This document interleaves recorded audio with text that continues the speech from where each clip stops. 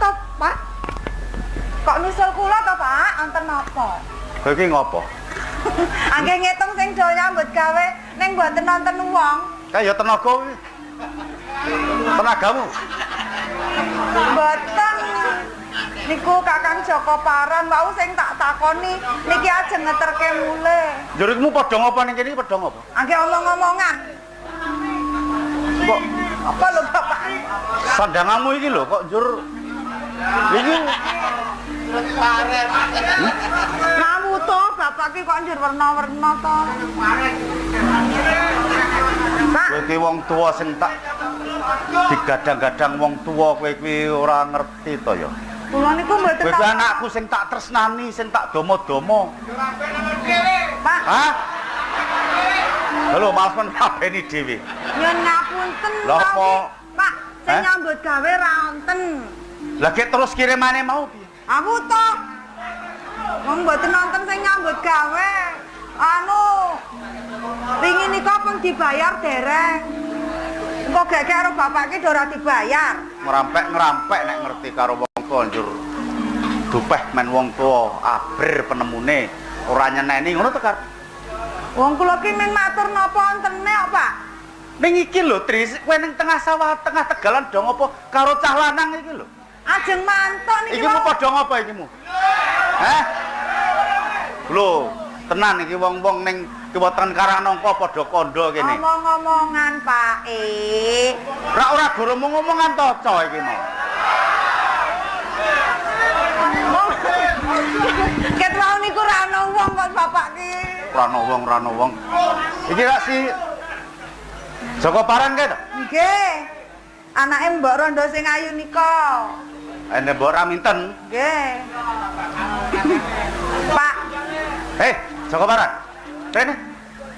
Nggih. Rene.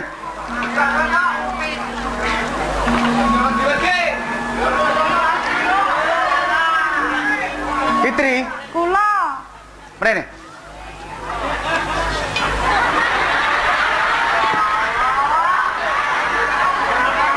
Kowe iki piye mrene kok malah Lah nggih. wah. Bocah kok.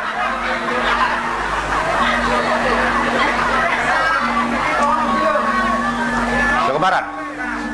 Joko Paran. Kae lho ditimbang. Kula ki tembang. Mrene. Nggih. Kowe wis rene, kowe wis rene. Hei, Kula, Pak, kula. kok wadon kok ya nganti kemecer temen. Aku mbiyen ki ya mboke iki ngidam apa ngetengke Kitri kaya dadi kaya.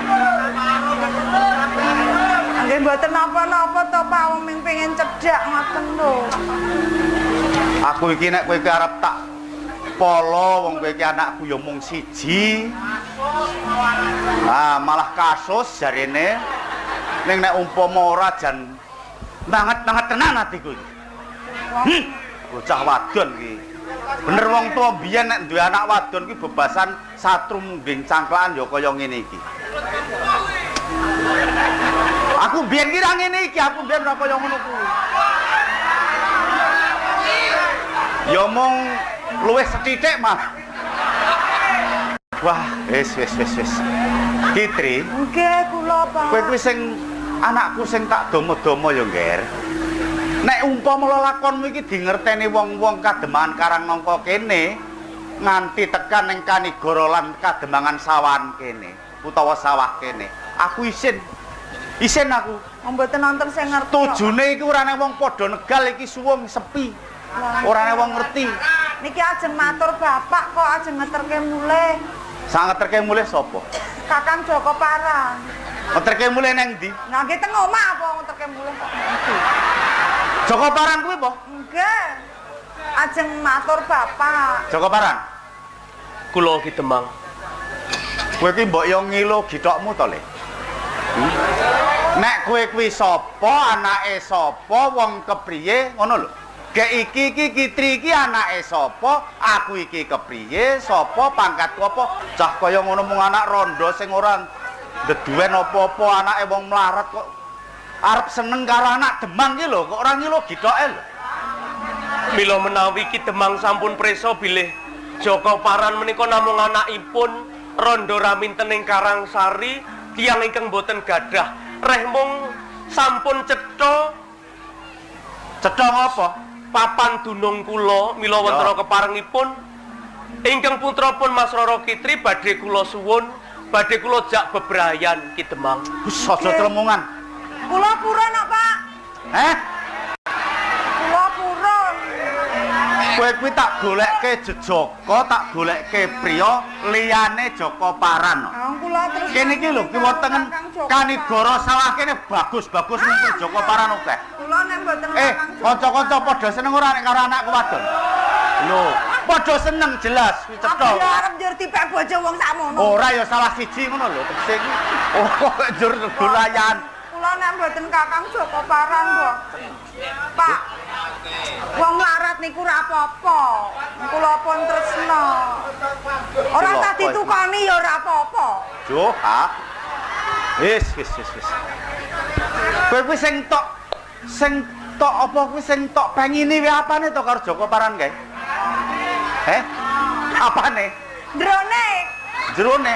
Oh, Jero atine ngoten lho. Lah iya jerone Joko Paran. Kene ya apane. Apa kowe nyimpen apa Joko Paran duwe? Namung gadah tringil-tringil menika. Pak. Mbok yo. Ampun menggawe. Aku iki temene atiku saka ngomahe wis tenan kok, mangkel tenan. Wis. Mbok nggih ampun mangkel mengke ndak. Rasane wis ora karo-karuan. Cepet tuwa. Kok aku ora ngene, ning omahmu ngarep-arep kowe kok ora bali-bali wit mau aneh ngopo mung tak kon ngirim. Wah, jan. Urung rampung nggonmu ngopo? Omong-omongan. Kok ya. Nganti dremimil temen sugih omong. Wah. Wis. Nggih, wong rembukan manjur, Pak. Mbokne Joko Paran niku rondo ayu, Pak.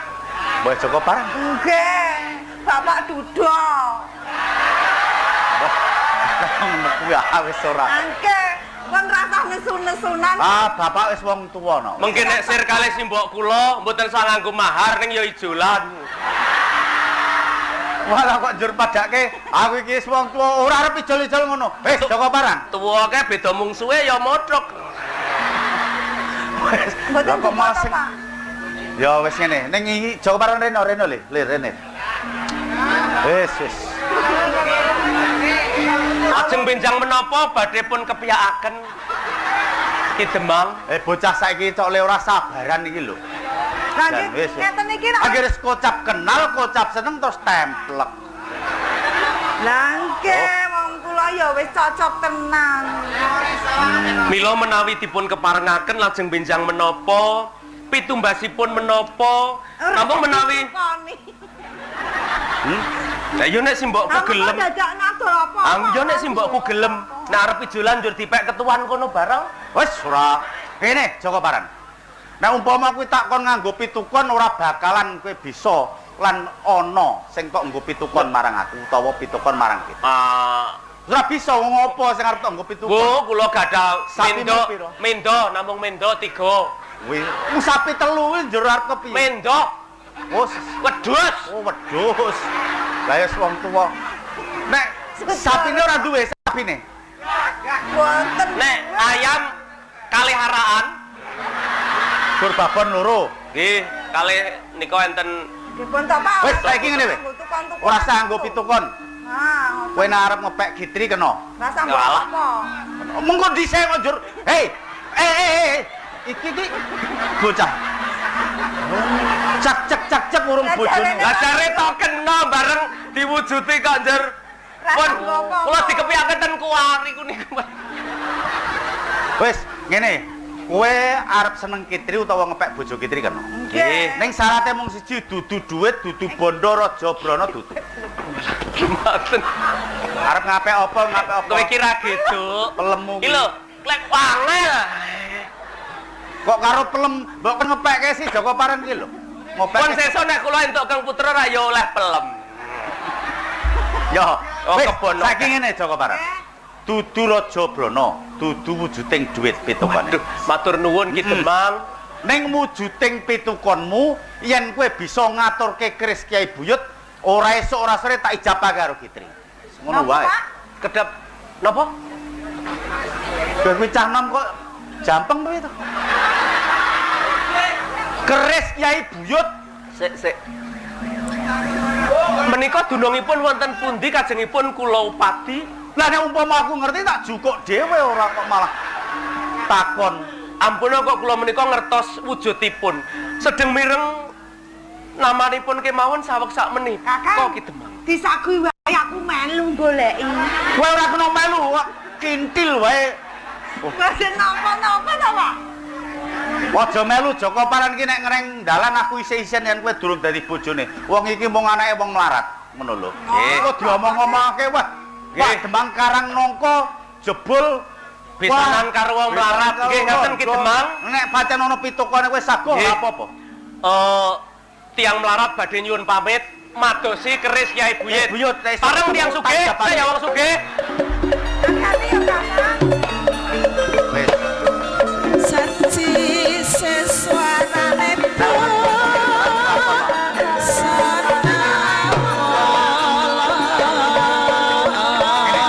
Umpama iki mengko kelakon. Joko Paran bisa ngatur keris Kyai Buyut.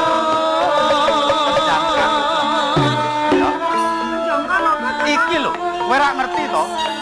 Nek bupati ning Beglen, kuwi ben yo padha-padha dene Demang karo aku. Ning kene ngopo kono wis diangkat dadi bupati aku durung ning Karangnongko.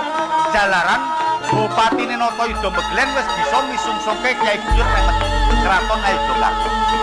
Sir bapak ngangkat dadi bupati kok. Lah yo isin to aku. Wong Nata Yuda wis diangkat bupati aku durung. Mongko biyen oleh ngabdi ning Kraton Ngayogyakarta bareng. Nek ora pilih sih ora kelakon jebul kono bisa ngaturke gitu. Nek iki tanganku aku cetha bisa dadi bupati. Dadi bupati niku ora penak. Oh, lah ning wong kuwi arep apa no? Dudu derajat pangkat lan manungsa arep apa meneh? Wis sing babu kowe manut wong tuwa, kowe nang kuyung sing dadi karep wong tuwa ya. Nek ora nyempuyung ora tak ijabe karo Joko Paran. Yang belum bapak ya. Ya saya kono.